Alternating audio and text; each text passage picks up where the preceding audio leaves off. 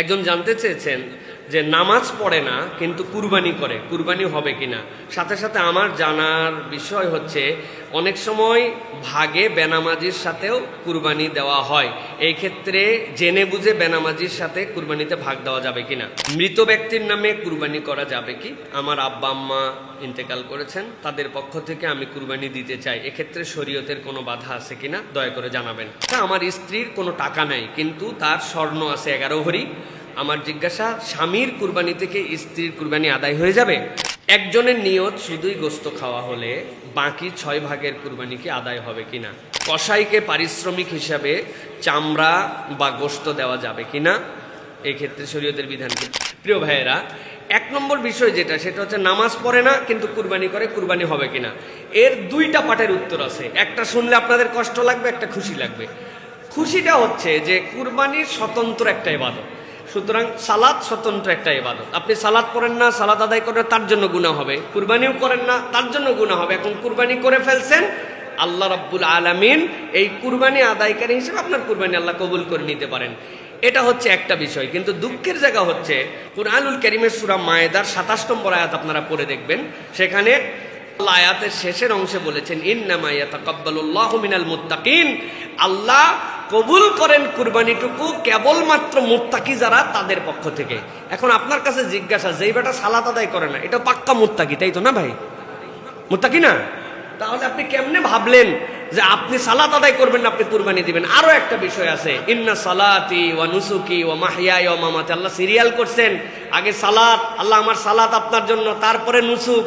আপনি কুরবানি করতেছেন, আপনি সালাত আদায় করতেছেন না। সুতরাং বলবো, আল্লাহ কবুল করার মালিক, তবে বেনামাজি আপনি, এটা বড় আয়েব আপনার জন্য। আপনি যেহেতু আল্লাহর জন্য কুরবানি দিচ্ছেন, অর্থাৎ সালাতে আপনাকে আসতে হবে। তবে আপনি যদি মনে করেন যে কুরবানি দিয়ে গেলাম, সালাত না পড়লেও হয়, তাহলে আপনার কুরবানি কবুল না হওয়ার সম্ভাবনাই 99%। আল্লাহ যেন আমাদেরকে বোঝার তৌফিক দান করেন। প্রিয় ভাইরা, যদি কেউ তার মৃত ব্যক্তিদের পক্ষ থেকে কুরবানি দিতে চান, শরীয়তে এটার ক্ষেত্রে কোনো বাধা নাই, নিষেধ নাই। যদি কেউ দেন, যে কোনো মৃত মানুষের পক্ষ থেকে কুরবানি দেন, তাহলে এটা নফল হিসাবে তিনি এর সওয়াব পাবেন ইনশাআল্লাহ। তবে মনে রাখতে হবে, অনেক সময় অনেকে ওসিয়ত করে যান যে তার একটা সম্পদের পার্ট আছে, এই সম্পদের পার্ট দিয়ে আমার যতদিন পর্যন্ত থাকবে তুমি আমার জন্য এটার কুরবানি করবে, এরকম ওসিয়ত করে যাওয়ারও বৈধতা আছে। সেটা যদি তিনি স্পেসিফিক সম্পদ আলাদা করে দিয়ে যান ভিন্ন, নচেত তিনি যদি ওসিয়ত করে যান যে আমার সন্তানদের প্রতি ওসিয়ত করলাম প্রত্যেক বছর কুরবানির জন্য আমাকে কুরবানি করতে 1/3, 3-এর 1 ভাগ দিয়ে তার ওসিয়ত পূরণ করা সন্তানদের জন্য ওয়াজিব হবে, তখন কিন্তু উজুব।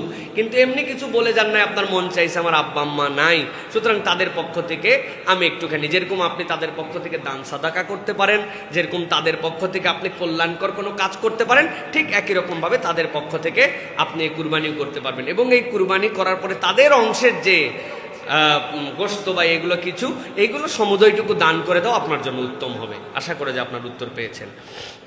স্বামীর কুরবানির দ্বারা স্ত্রীর কুরবানি আদায় হয় না, স্বামীর নামাজের দ্বারা স্ত্রীর নামাজ আদায় হয় না। স্বামী বিরাট অসুস্থ, স্ত্রীর নামাজ পড়ে দিচ্ছে, কাজ হবে তো? যদি এটা না হয়, তাহলে আপনার কুরবানিও এরকম না। স্ত্রী যদি সাহেবে নেশাব হন, তার কোনো টাকা পয়সা না থাকলেও তিনি যদি এই স্বর্ণালঙ্কারের মালিক হন, তার মানে তিনি সাহেবে নেশাব। আংটি বেচে দিবে একটা, গলার মালা একটা বেচে দিবে, কোনো সমস্যা আছে? সমস্যা নাই। টাকা নাই, স্বামী বলছে ঠিক আছে, আমি তোমাকে আমার পক্ষ থেকে হাদিয়া দিয়ে দিলাম, এই অংশটুকু তুমি এটা নাও, এটার দ্বারা কুরবানি দাও। কিন্তু কুরবানির ওয়াজিব কিন্তু ছুটবে না। এই জন্য বাংলাদেশের শত শত মহিলা সাহেবে কুরবানি, কিন্তু কুরবানি তারা দেয় না। চিন্তা করছে আমার স্বামী দিয়েছে, আমারটা আদায় হয়ে গেছে, আপনার কিন্তু আদায় হবে না। অতএব আপনার যদি সাহেবে নেশাব হন এবং কুরবানির দিন এই পরিমাণ সম্পদ থাকে, তাহলে আপনাকেও কুরবানি দিতে হবে। আল্লাহ রাব্বুল আলামিন আমাদের মা বোনদেরকে বেশি বেশি কুরবানি করার তৌফিক দান করেন। সোনা রূপাগুলা বাহিরে একটু ব্যবহার, একটু হাত বদল করার মতো আল্লাহ তৌফিক দান করেন। প্রিয় ভাইয়েরা, আমরা জানি আমাদের গরুতে, মহিষে, উটে 7 ভাগে কুরবানি দেওয়া যায়। এই ক্ষেত্রে যদি একজনের নিয়ত হয় শুধু গোস্ত খাওয়া, তাহলে তার কুরবানি হবে কিনা। আমাদের বাংলাদেশে একটা প্রসিদ্ধ মাসালা, মানে এই মাসালাটা ফিকহ কিতাবে যেভাবে আসছে ওইভাবে না বলে আমরা একদম ডাইরেক্ট বলে দেই যে কেউ যদি গোস্ত খাওয়ার নিয়ত করে, ইনকানা আহাদুকুম ইউরিদুল লাহমা, তোমাদের মধ্যে থেকে কেউ যদি কেবলমাত্র গোস্তের নিয়ত করে, তাহলে লাম ইয়াজুজ আন ওয়াহিদ মিনহুম, তাদের কারোটাই আর কবুল হবে না কুরবানি। এই মাসালা আমাদের জেনারেল, কিন্তু এই মাসালার তাত্ত্বিকতাটা একটু ভিন্ন রকম ভাই। একটু ভালো করে বুঝতে হবে এর ভিতরের কথা। ভিতরের কথাটা কি? 6 জন কুরবানি দিচ্ছে কি জন্য? আমরা আল্লাহর জন্য কুরবানি। আরেকজন বলছে ভাই আমার কুরবানি টুরবানি দেওয়ার দরকার নেই ভাই, তোদের ভাগ করতেছে না, আমার গরুর গোস্ত খাওয়া দরকার, একটা ভাগ দিস, গোস্ত আমি নিয়ে নিব। এরকম যদি ডিক্লার দিয়ে কেউ বলে তাহলে ওই কুরবানি সকলেরটা বাতিল হবে। কিন্তু আভ্যন্তরীণ ভাবে মানসিক ভাবে তো সকলেরই টার্গেট থাকে যে আমি কি কুরবানিতে গরু গোস্ত কি ফালাই দিব নাকি, আমি তো খাবো। এই খাওয়া আর ওই খাওয়া আলাদা। ওই খাওয়ার নিয়ত যদি হয় তাহলে বাতিল হয়ে যাবে। আর দ্বিতীয় যেটা মনে রাখতে হবে, মানুষের অন্তরের দিকে খবর নেওয়ার দায়িত্ব আমাদের না, বাহ্যিকতার খবর হচ্ছে, বাহ্যিকতার উপর আপনার হুকুম হবে। ভাই কি জন্য আপনি কুরবানি দিচ্ছেন? আরে আল্লাহ, কুরবানি দিচ্ছি কি জন্য? আল্লাহর জন্য কুরবানি দিচ্ছি। সবাই কুরবানি দিচ্ছে, কুরবানির দিনে কুরবানি দিচ্ছি। এখন উনি মনে মনে উপরে বলছে, এটা মনে মনে উনি কি নিয়ত করছে? মনে মনের খবর নেওয়ার দায়িত্ব আমার না। সুতরাং মনে মনে কেউ যদি ভিন্ন নিয়ত করে আমাদের সকলের কুরবানি হয়ে যাবে। কিন্তু জেনে বুঝে ভাই 6 ভাগ হয়েছে, আরেক ভাই তুই দিবি কিনা? কারণ আমার মতো কুরবানি ফরজ হয়েছিল না, তো ঠিক আছে গোস্ত তো কিনাই লাগে, দে গোস্ত খাওয়ার জন্য নিয়ে নিলাম। তাহলে জেনে বুঝে এই মানুষকে নিলে সকলের কুরবানি বাতিল হবে। কিন্তু আমভাবে আপনি বলে দিচ্ছেন যে কেউ একজন কুরবানির গোস্ত খাওয়ার নিয়ত করছে, সকলের কুরবানি বাতিল হয়েছে, বিষয়টা এরকম না। আল্লাহ আমাদেরকে বোঝার তৌফিক দান করেন। প্রিয় ভাইরা, কসাই যে আমাদের জন্য কুরবানির কাজ করে তাকে চামড়াও দেওয়া যাবে না, গোশতও দেওয়া যাবে না বিনিময় হিসাবে। মনে রাখতে হবে তার যে পারিশ্রমিক, ওই পারিশ্রমিকটা পারিশ্রমিক হিসাবে আপনাকে দিতে হবে। গোশত দিয়ে যদি পারিশ্রমিক দেন আপনার কুরবানি গেছে গা।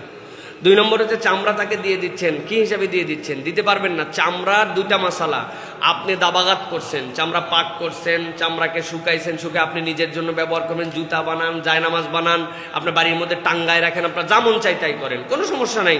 তারপরে আপনি এখন তো আধুনিক বুদ্ধি আসছে, সিদ্ধ করে একবারে সিলে খাইয়ে ফেলান, কোনো সমস্যা নেই। কিন্তু আপনি যেই না এটা দানের ক্ষেত্রে বা বিক্রয়ের ক্ষেত্রে যাবেন, সাথে সাথে ইন্নামাস সাদাকাতুল লিল ফুকারা ওয়াল মাসাকিন, ওই খাতের মধ্যে চলে যাবে।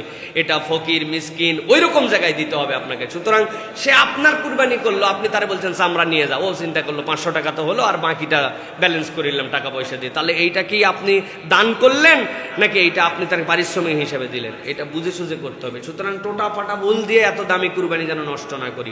যে এই লোক এত টাকা দিয়ে গরু কিনতে পারছে, তারা সকলে মিলে 5000 টাকা দিয়ে ওরা দিতে পারতেছে না, ওরে গোস্ত দিয়ে শোধ দিতে হচ্ছে, চামড়া দিয়ে শোধ দিতে হচ্ছে। এইসব বক্কর চক্কর করা আমাদের জন্য ভালো না। আল্লাহ আমাদের বোঝার তৌফিক দান করুন।